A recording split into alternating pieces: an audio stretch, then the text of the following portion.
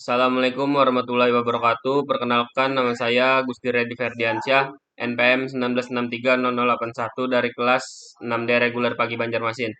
Pada kesempatan ini saya akan mempresentasikan PowerPoint bab 4, mata kuliah manajemen perangkat lunak, manajemen lingkup skop proyek.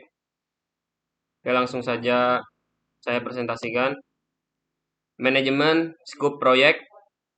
Skop meliputi semua pekerjaan yang terkait pada proses untuk menyelesaikan tujuan proyek atau untuk menghasilkan produk proyek.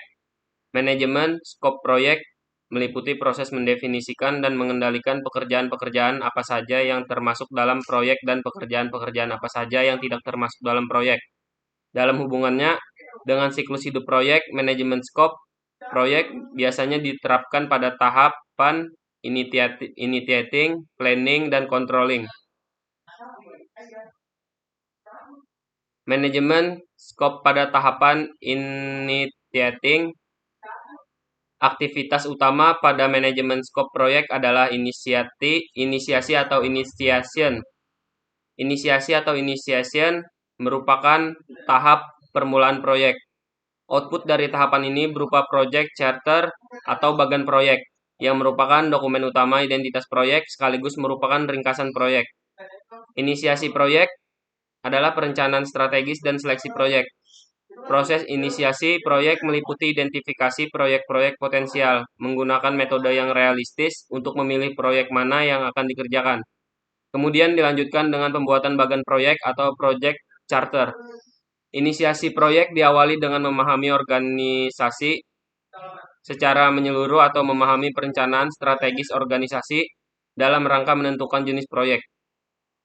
Manajemen skop pada tahapan initiating.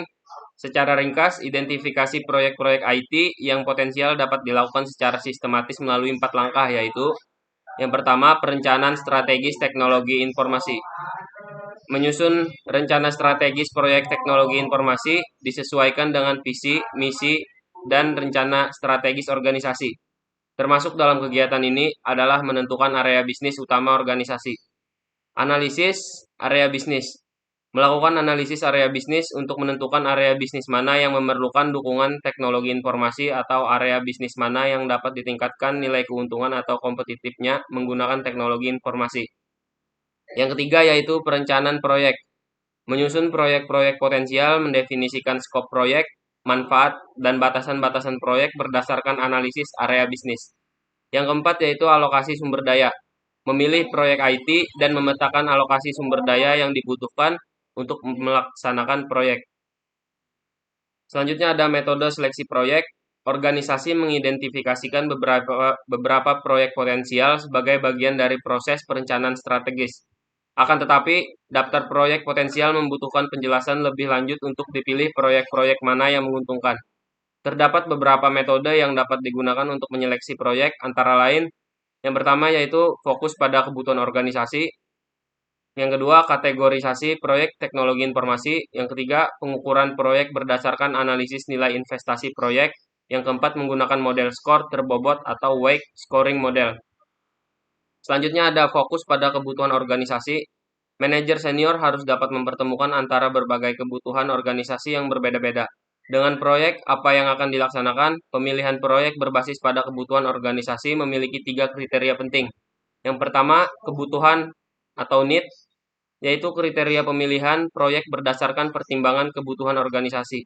Kesepakatan dari semua level organisasi bahwa proyek teknologi informasi yang akan dilaksanakan memiliki arti penting untuk mendukung proses bisnis. Yang kedua, pembiayaan atau funding, yaitu kriteria pemilihan proyek berdasarkan kemampuan pendanaan atau pembiayaan proyek. Berdasarkan analisis proses bisnis, dimungkinkan muncul beberapa alternatif proyek yang harus dilaksanakan. Akan tetapi, mengingat keterbatasan sumber daya organisasi, khususnya biaya proyek, perlu dilakukan seleksi proyek mana yang diprioritaskan. Masalah pembiayaan proyek akan menjadi masalah tersendiri, manakala pembiayaan proyek hanya ditanggung oleh organisasi sendiri dan tidak melibatkan sponsor atau stakeholder eksternal. Yang ketiga yaitu dukungan atau will. Itu kriteria pemilihan proyek berdasarkan besarnya dukungan organisasi akan keberhasilan proyek. Selanjutnya ada analisis nilai investasi proyek. merupakan metode pemilihan proyek berdasarkan analisis nilai investasi proyek, Net Present Value atau NPV. Metode ini merupakan metode yang memperhitungkan pola cash flow keseluruhan dari suatu investasi dalam kaitannya dengan waktu berdasarkan diskon rate tertentu. Yang kedua ada Return on Investment atau ROI, merupakan metode untuk menganalisis tingkat pengembalian investasi. Yang ketiga ada Payback Analysis atau analisis pengembalian, adalah metode untuk mengetahui periode waktu pengembalian atau payback period. Artinya seberapa lama waktu yang dibutuhkan agar nilai investasi proyek akan memberikan keuntungan. Selanjutnya ada bagan proyek.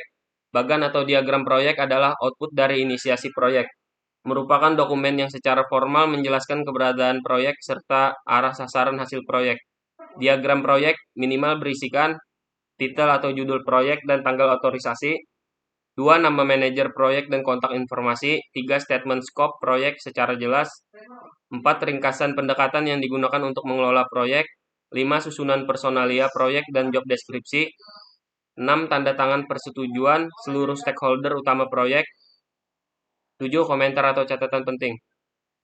Selanjutnya ada manajemen scope pada tahapan planning.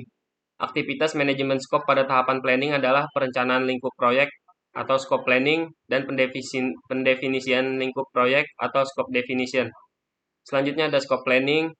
Proses perencanaan scope proyek pada dasarnya merupakan proses untuk menyusun dokumen sebagai dasar penilaian proyek yang akan dilaksanakan, termasuk kriteria-kriteria yang ditetapkan apabila proyek atau fase dalam proyek telah diselesaikan. Jadi, dalam perencanaan skop ini, aktivitas yang dikerjakan adalah mendeskripsikan pekerjaan utama dari proyek untuk memberikan batasan yang jelas antara pekerjaan mana yang termasuk dan mana yang tidak termasuk dalam proyek. Mendeskripsikan kriteria-kriteria yang harus dipenuhi untuk masing-masing pekerjaan dan rencana pengelolaan yang dilakukan untuk menjamin tercapainya kriteria tersebut. Output utama pada perencanaan skop ini berupa pernyataan skop atau scope statement yang menjelaskan secara detail rencana manajemen skop. Pernyataan skop atau scope statement. Pernyataan skop adalah dokumen yang digunakan untuk mengembangkan dan menjelaskan tentang pemahaman tentang skop proyek. Justifikasi proyek menjelaskan kebutuhan pentingnya proyek untuk mendukung proses bisnis. Misalnya pada proyek upgrade teknologi informasi di atas, proyek dilaksanakan dalam rangka untuk meningkatkan kinerja beberapa aplikasi berbasis internet pada semua unit atau bagian. Yang kedua yaitu deskripsi produk proyek, berupa ringkasan yang menjelaskan karakteristik produk atau jasa yang dihasilkan dari proyek. Misalnya pada proyek upgrade teknologi informasi di atas, produk dari proyek tersebut adalah terupgrade-nya hardware dan software yang memenuhi spesifikasi baru yang telah ditetapkan oleh universitas. Yang ketiga ada ringkasan pengadaan dan pelaksanaan proyek, yaitu berupa dokumen yang berisikan tentang hal-hal yang terkait dengan pengadaan dan pelaksanaan proyek. Dapat berisikan rencana proyek, WBS atau Work Breakdown Struktur, rincian perkiraan biaya, rencana manajemen komunikasi, laporan kinerja, dan sebagainya. Selanjutnya ada faktor-faktor keberhasilan proyek, berupa daftar faktor-faktor atau kriteria terukur yang harus dicapai untuk keberhasilan proyek, seperti biaya, penjadwalan, ukuran kualitas. Misalnya pada proyek upgrade teknologi informasi di atas, proyek dianggap sukses jika dalam waktu 9 bulan 90%, user telah dapat mengakses aplikasi berbasis internet.